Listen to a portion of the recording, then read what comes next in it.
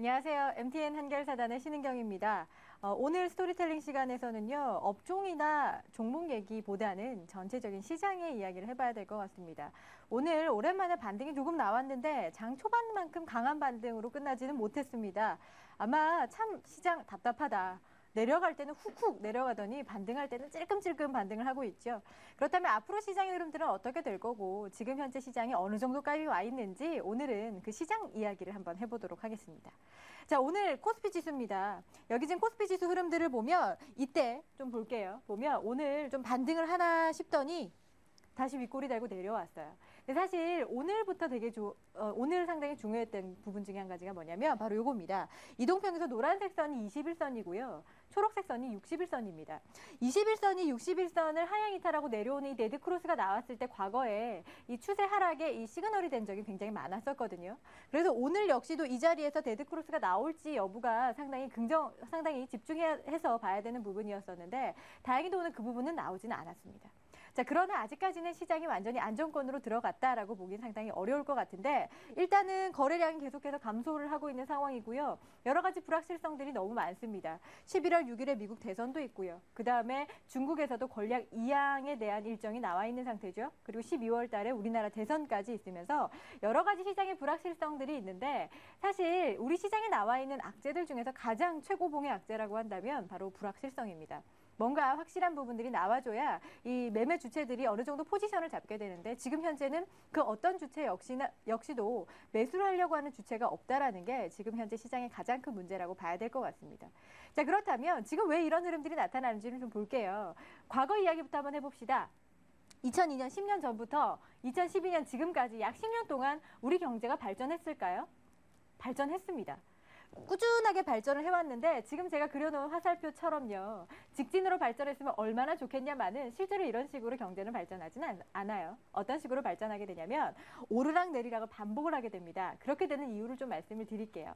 조금 더 자세하게 이쪽 부분 확대해서 보면 자, 경제가 성장하게 되면 같이 수반돼서 따라오는 게 바로 그겁니다. 시장에 많은 유동성을 공급을 하다 보니까 통화량이 많아지고 화폐 가치가 떨어진다. 쉽게 이야기하면 물가 상승입니다. 자, 인플레이션의 압박을 받게 되다 보니까 언제서부터가 또 물가를 잡아줘야 되는 때가 있거든요. 시장의 거품도 좀 어느 정도 꺼져질 때도 있는 부분이고. 자, 그러다가 이 물가 상승을 좀 잡기 위해서 다시 한 번 더 이 시장에 풀려있는 돈을 회수하기 시작을 합니다. 자, 그렇게 되면 물가는 잡을 수 있겠지만 다시 경기가 침체하는 흐름들이 나타날 수밖에 없어요.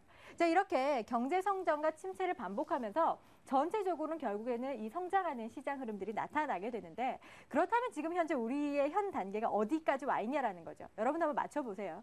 1번, 2번, 3번, 4번. 지금 현재 우리 시장은 어디까지 와 있을까요?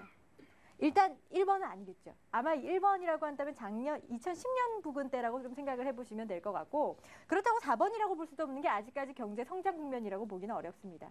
그렇다면 지금 현재 국면은요.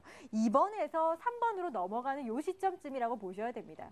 아직까지 바닥을 완전히 확인하진 못했습니다만 바닥을 확인하면서 통과하는 과정 정도라고 생각을 해보시면 될 것 같아요. 자, 그래서 이런 시그널들이 나오는 부분 중에 한 가지가 전 세계적으로 정책적인 공조가 나오는 거죠. 여러분들 잘 알고 계시는 양적 완화입니다. 자, 양적 완화 정책이 나오게 되면 시장이 반등할 거다라고 기대를 많이 하셨을 텐데요. 의외로 요즘에 조정폭이 좀 커지고 있습니다. 근데 결국에는 이렇게 다시 올라가게 되거든요. 근데 양적 완화를 했을 때 왜 조정을 받는지 그 흐름들도 같이 좀 보고 갈게요. 자, 처음에 양적 완화 실시에 대한 이슈가 나오면 그 기대감에 와, 수급이 들어옵니다. 그런데 지금 요즘에 여러분들 알고 계시다시피 달러가 풀리게 되면 상대적으로 원화 가치가 올라간다 그랬었죠. 우리나라 같은 수출주들에겐 부담입니다. 환율의 하락에 대한 부분들도 있고요. 자, 오늘부터 양적 완화 실시했다. 근데 그 다음 날부터 바로 경제가 살아나지는 않습니다. 정책을 실시하고 나서 실제로 경기에 반영되는 시차가 존재하기 때문에 그때까지는 여전히 경기 침체에 대한 우려감이 커져 있는 상태입니다.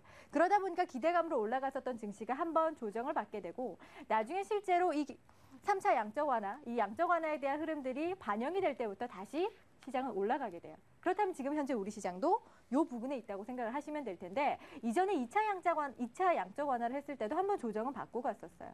근데 지금 생각보다 여기에서 머무르는 시간이 더 길어지고 있다는 건데 그건 단순한 환율 하락에 대한 부분에 포커스를 맞추시면 안 될 것 같고요. 전체적인 수출 둔화에 대한 부분까지도 우리가 같이 좀 생각을 해봐야 될 것 같아요.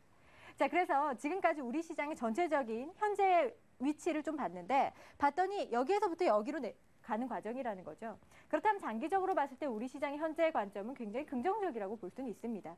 다만 단기적으로 접근하기가 단기적 바닥이 확인이 안 된 상태이기 때문에 접근 방법 자체를 굉장히 전략적으로 들어가셔야 수익을 낼 수 있는 시장이라는 거죠. 자, 그렇다면 다시 시장이 반등하게 됐을 때 예전에 많이 올랐었던 차화정이나 혹은 경기 민감 조절 위주로 빠르게 올라갈까? 그 이야기를 좀 생각을 해봐야 될 것 같아요. 자, 우리나라 같은 경우에는 이 전체적인 세계 지도를 보더라도 굉장히 작은 나라예요. 그러다 보니까 지리적인 특성들 때문에 해외에서 원자재를 수입을 해서 우리나라에서 이거를 제조하고 가공을 하게 되죠. 그리고 다시 한 번 더 되파는, 수출을 하는 그런 구조로 되어 있는 상황입니다. 그러다 보니까 지금까지 우리나라가 성장할 수 있었던 발판은 이것들이었어요. 건설이나 조선, 화학, 철강, 기계 같은 업종들이었었죠. 자, 그런데 우리나라도 마찬가지고 중국도 마찬가지고 소득 수준이 갈수록 늘어나고 있는 상황이고 사회도 발전을 하고 있다는 겁니다. 그렇다면 시장의 관심들 그리고 산업 구조의 패러다임 자체가 변화할 수 있다는 건데 어디로 변화를 하게 되느냐? 어차피 살 거라면 잘 살고 먹을 거라면 잘 먹자. 웰빙입니다. 자, 레저나 웰빙이나 혹은 이제 헬스케어 관련된 분야들이 앞으로 여러분들이 좀 계속해서 관심을 가져봐야 되는 분야가 되지 않을까 하는 생각이 드는데요. 사실 이 스토리텔링 코너를 통해서는 시간이 좀 정해져 있기 때문에 제가 다 자세하게 말씀드릴 수는 없지만 이 관련되어 있는 업종들만 우선은 먼저 체크를 해보셔야 될 것 같습니다. 자, 그리고 하나 여러분들한테 공지사항 아닌 공지사항을 드릴 건데요. 오늘 여러분들한테 알려드렸었던 이런 내용들 있죠. 전체적인 시장의 흐름들 그리고 지금의 현 주소 그리고 관심을 가져봐야 될 업종이나 종목들까지 이번 주 토요일입니다. 제가 강연회를 하는데요. 오후 3시 30분부터 5시까지 마포구 공덕동에 있는 마포복지회관에서 진행을 하게 됩니다. 그래서 여러분들 유료 아니고요. 무료입니다. 시간 되시는 분들은 이번 기회에 와서 공부도 좀 하시고요. 2013년을 바라보기 전에 미리미리 좀 준비를 해두시면 굉장히 좋을 것 같아요. 자, 그래서 오늘 스토리텔링 시간에서는요. 이전과 달리 업종이나 종목 이야기는 안 했었고요. 전체적인 시장의 흐름들을 좀 살펴봤었습니다.